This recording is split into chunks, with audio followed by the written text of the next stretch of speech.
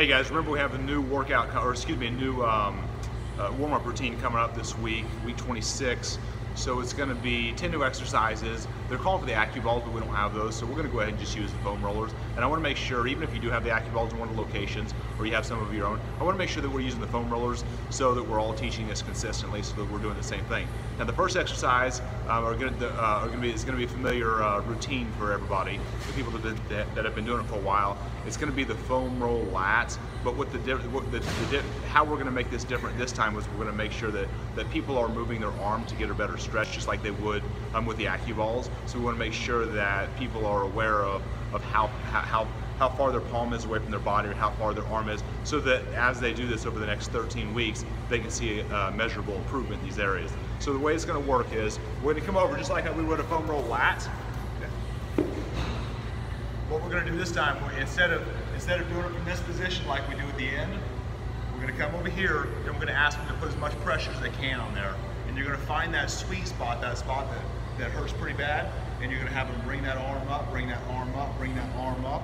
Then a lot of them may start here or they may start here, but we want to make sure that as the weeks go by, that arm is moving further and further and further, and that lat is stretching out the way we want it to. So you're going to do five on each side rather. Now the second exercise is going to be pretty familiar as well. It's going to be the foam roll glute, but we're going to focus on the side of the glute. So it's almost like getting into the IT band. So what we're going to do here is we're going to come over. Okay. We're going to come over on the side of the glute. Let me back up here a little bit. I'm going to turn sideways so you can see my leg in here. We're going to come over a little bit. Now my right butt cheek, or the side of my right butt cheek, is the one on the platform or the roller. So I'm going to bring this leg up and bring it down.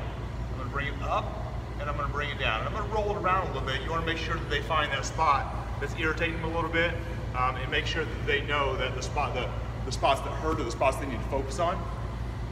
Excuse me, that's the second exercise.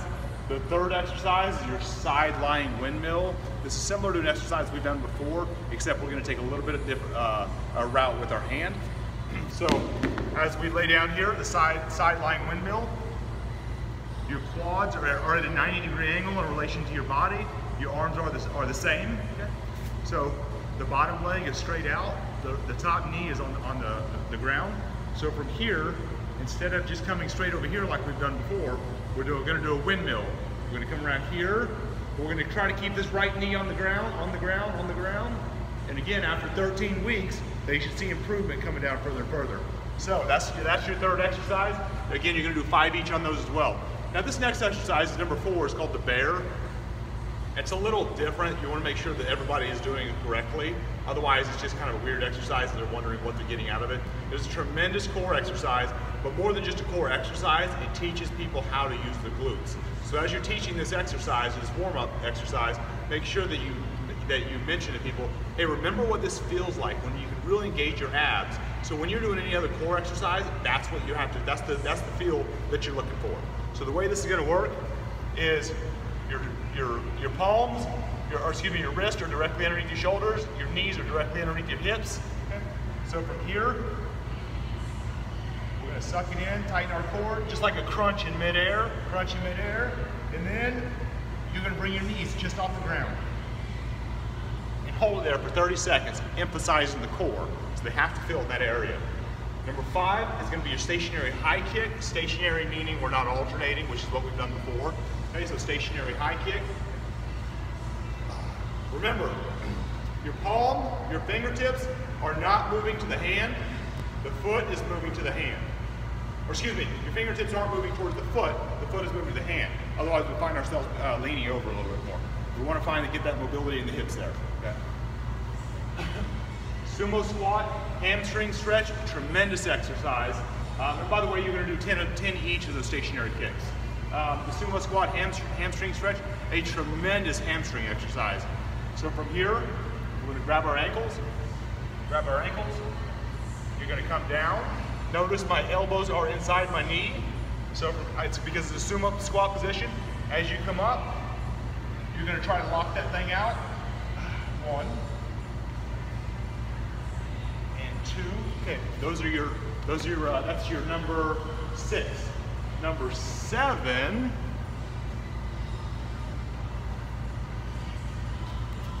Wasn't fully prepared there. Number 7 is going to be the band pull apart. You're going to do 15 reps total, 5 from each angle, 5 from 3 different angles. So you want your clients to take a band, right, and place their hands on that band where it creates just enough tension where it's kind of difficult back here. Otherwise, they're really not getting anything out of it. So I'm going to do this from the seat, the kneeling position, but you're going to teach your clients to do it from the standing position. So from here, right here until the band touches, until the band touches their chest. That's their range of motion. So 5 times, okay, and I'm doing it to facing the camera for a reason. So now you're going to come here 5 times, okay, and then you're going to, of course, come across the other side 5 times. Okay, this is really warming up the posterior side of their body, the rear delts, their lats, their traps, this area. 5 each, so 15 reps total on that one. Number 8 is your single leg lateral hops, which we've done about a bazillion times.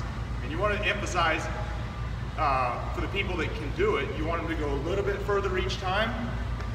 For the people that are either just starting out or have knee issues, they're going to do both at the same time. They're just going to do twice as many reps.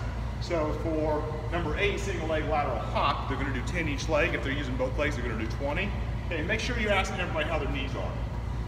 Number 9, jumping jacks. Okay. Everybody knows what a jumping jack is, right? Well, let's say you have a female that is larger up top and she's uncomfortable doing that.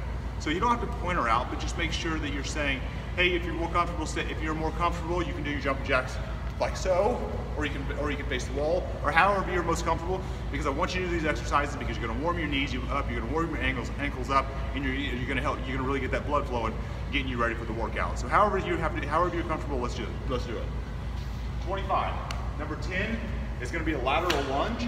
Okay, another tremendous exercise.